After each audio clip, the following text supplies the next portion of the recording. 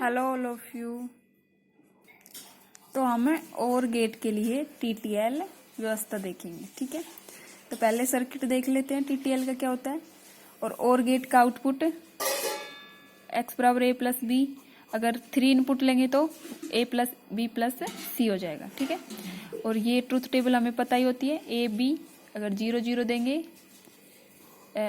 हम देख रहे हैं और गेट के लिए टीटीएल। तो एक बार ये इसका पीछे से देख लेते हैं।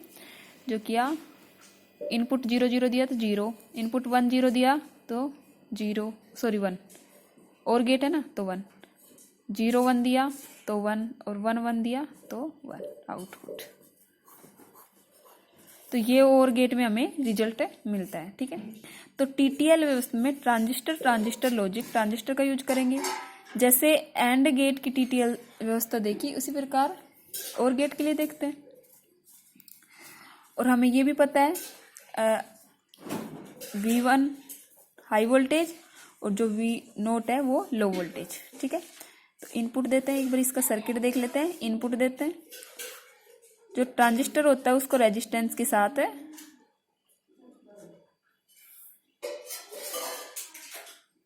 अब ठीक है, ट्रांजिस्टर के साथ जोड़ देते हैं, ठीक है। इसका बेस रेजिस्टेंस के साथ जुड़कर इस ट्रांजिस्टर से जुड़ जाता है, ठीक है। और ये हमारा एमीटर हो गया। यहाँ से हमारा दूसरा आउटपुट है, ये ए आउटपुट है, ये बी है, ठीक है। इसको भी रेजिस्टेंस के साथ इसके बेस को जोड़ देते हैं।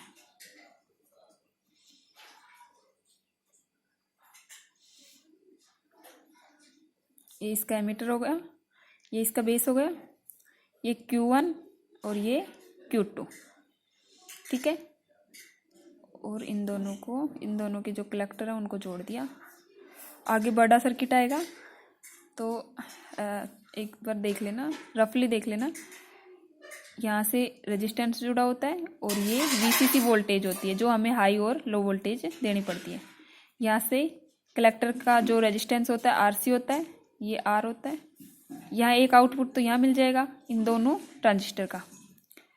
और इसमें 3 ट्रांजिस्टर लगे होते हैं, ठीक है। तो एक ट्रांजिस्टर यहाँ से जुड़ के का आधार यहाँ जुड़ गया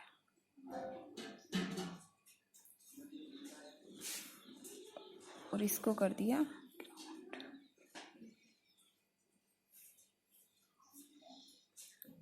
इसका जो एमीटर है वो इसके एमीटर से जुड़ा होता है। और यहाँ हमें RC जो रेजिस्टेंस है वो इसके कलेक्टर से जुड़ा होगा, ठीक है। कंफ्यूज मत हो जाना, बुक में फोटो भेज दूंगी, आप उससे समझना, ठीक है। और यहाँ हमें आउटपुट मिलता है V0, ठीक है। तो ये हमारा सर्किट होता है, यहाँ से कंफ्यूज मत। ये Q3 ट्रांजिस्टर हो गया। 3 ट्रांजिस्टर लगे होते हैं, टीटीएल व्यवस्था है, ठीक है। और यहाँ हमारा आउटपुट मिलता है। इनपुट हम दे रहे हैं, लो वोल्टेज देंगे या फिर हाई वोल्टेज देंगे, इस पे डिपेंड करता है। तो क्या होता है एक बार इसकी प्रोसेस समझ लेते हैं। एक बात ध्यान रखना, जो तीनों ट्रांजिस्टर हैं वो पैरेलल में होते हैं, ठीक है। तीनों ट्रांजिस्टर एक दूसरे के पैरेलल में, जिससे हमें इनपुट में अगर हाई वोल्टेज V1 दे रहे हैं तो उससे जुड़ा जो ट्रांजिस्टर है Q1 ऑन स्टेट में होगा, ठीक है। ऑन स्टेट में होने का मतलब है ये सैचुरेशन रीजन में होगा, ठीक है। तो सैचुरेशन रीजन में होगा तो जो Y पे वोल्टता मिलेगी, हम ये Y पॉइंट है, दोनों ट्रांजिस्टर पे जो Y पे वोल्टता मिलेगी इसकी वो 0 मिलेगी, ठीक है। क्योंकि ये सैचुरेशन रीजन में काम करेंगे, दोनों हाई वोल्टेज दे रहे हैं, हाई वोल्टेज दे रहे हैं। और गेट है हमारा, ठीक है। तो और गेट दे रहे हैं, जैसे हाई वोल्टेज दे रहे हैं 1 1 दे रहे हैं, ठीक है। तो ये सैचुरेशन रीजन में होने के कारण जो Y पे वोल्टता में मिलेगी वो 0 मिलेगी। तो 0 वोल्टेज के कारण ये जो हमारा ऑफ स्टेट में चला जाएगा, क्योंकि ये कट ऑफ रीजन में आ जाएगा, ठीक है। और ऑफ स्टेट में चला जाएगा तो जो ये हाई वोल्टेज है पूरी की पूरी हमें आउटपुट में मिल जाएगी, क्योंकि ये ऑफ स्टेट में हो जाएगा, कट ऑफ रीजन में हो जाएगा। ऑफ स्टेट में होने के कारण जो ये हाई वोल्टेज 5 वोल्ट दे रहे हैं हमें, वो हमें आउटपुट में मिल जाएगी सेम ऐसे कैसे। तो हमें हाई वोल्टेज ही मिली, ठीक है। V1 वोल्टेज दी तो हमें V1 वोल्टेज ही मिली आउटपुट में, ठीक है। अगर दूसरी कंडीशन केस फर्स्ट हो गए, सेकंड कंडीशन ये होती अगर Y पर हमें हाई वोल्टेज मिलती, Y पर हाई वोल्टेज मिलती, इसका मतलब ये हाई वोल्टेज V1, इसका मतलब ये सैचुरेशन रीजन में होता।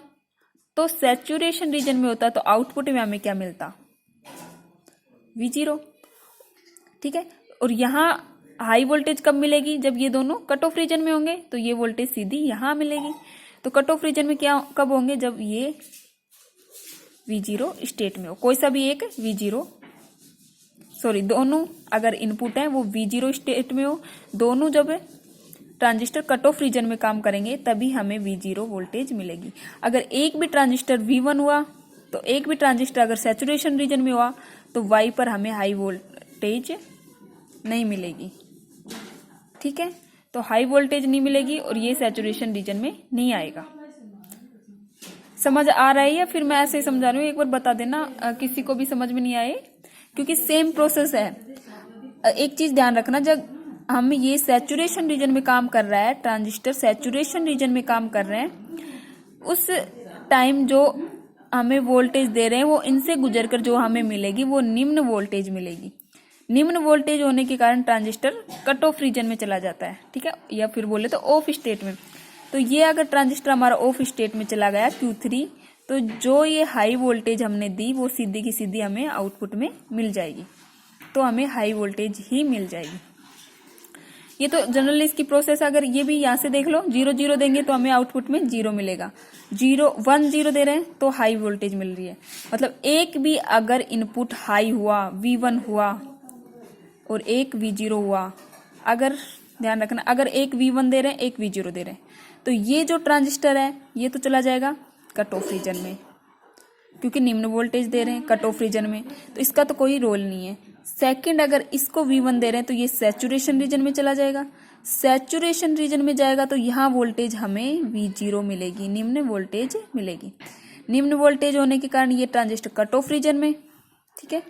तो कट ऑफ रीजन में तो यहाँ की वोल्टेज सीधी हमें यहाँ मिल जाएगी, तो हमें V1 वोल्टेज मिल जाएगी। क्लियर? तो ध्यान रखना, अगर एक भी वोल्टेज हाई हुई तो हमें आउटपुट में हाई वोल्टेज ही मिलेगी। ओके, नेक्स्ट हम एंड गेट के लिए करते हैं। एंड गेट के लिए वही DTL TTL देखेंगे और फिर नॉर गेट के लिए देखेंगे। ओके।